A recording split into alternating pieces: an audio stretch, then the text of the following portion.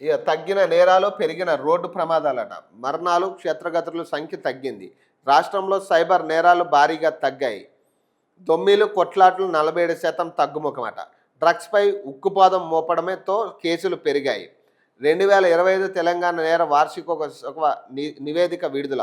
దేశంలో పలు అంశాల్లో రాష్ట్రంలో గత ఏడాదితో పోలిస్తే ఈ ఏడాది నేరాలు 2.33% తగ్గాయని డీజీపీ శివధర్ రెడ్డి చెప్పారు.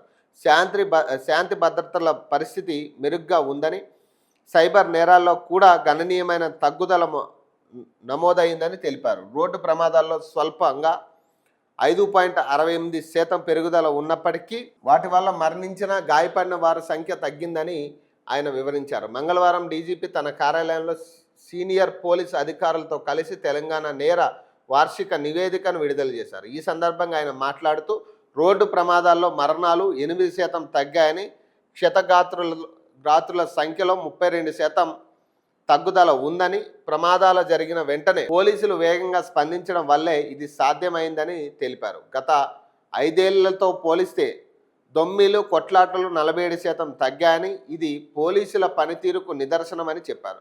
గ్రామ పంచాయతీ ఎన్నికల్లో అల్లర్లు, దొమ్మీలు జరగకుండా ప్రతిష్టా చర్యలు తీసుకున్నామని, ఈ ఏడాది రాష్ట్రంలో 2,28,695 క్రిమినల్ కేసులు నమోదవగా గత ఏడాది ఈ సంఖ్య 2,34,158గా ఉందన్నారు.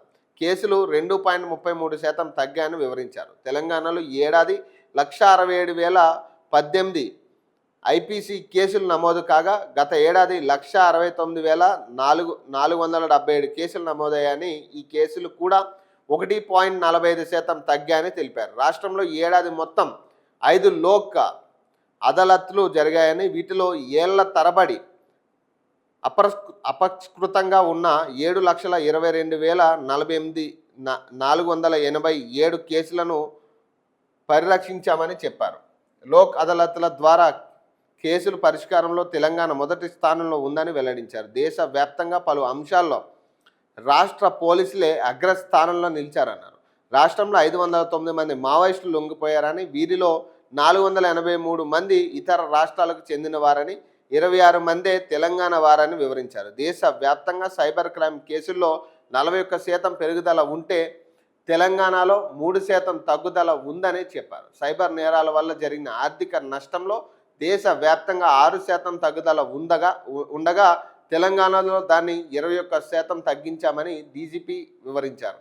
ఇక శిక్షల శాతం గత ఏడాదితో పోలిస్తే 3% పెరిగిందన్నారు. ఈ ఏడాది 22,882 మిస్సింగ్ కేసులు నమోదవగా 21,754 మందిని కాపాడామని, ఇక 3,320 మంది ఆచూకీ కోసం ప్రయత్నిస్తున్నామని తెలిపారట. మత్తు వదిలిస్తున్నామట. మాదక ద్రవ్యాలపై ఉక్కుపాదం మోపుతున్న నేపథ్యంలో కేసుల సంఖ్య పెరిగిందని డీజీపీ శివధర్ రెడ్డి తెలిపారు. ఈగల్ పోలీసులు ఇతర రాష్ట్రాల్లో సైతం ఆపరేషన్లు నిర్వహించి మత్తు మందుల సరఫరా నెట్వర్క్ను ధ్వంసం చేస్తున్నారని తెలిపారు. గత ఏడాది మత్తు మందుల అక్రమ రవాణాకు సంబంధించి 2,169 కేసులు నమోదు చేసి 139 కోట్ల డ్రగ్స్ను సీజ్ చేశామని చెప్పారు. ఈ ఏడాది 2,542 కేసులు నమోదు చేసి 173 కోట్లు మత్తు మందులను స్వాధీనం చేసుకున్నారు. డ్రగ్స్ సైబర్ సెక్యూరిటీ బ్యూరోకు సంబంధించి గత ఏడాది 200 కోట్ల సొత్తు రికవరీ చేయగా ఈ ఏడాది 246 కోట్ల సొత్తు రాబట్టారు. కోర్టుల ద్వారా 24,498 మంది బాధితులకు 160 కోట్లు తిరిగి ఇచ్చామని తెలిపారు. ఆన్లైన్లో చిన్నారులు అశ్లీల చిత్రాలను చూడటం, డౌన్లోడ్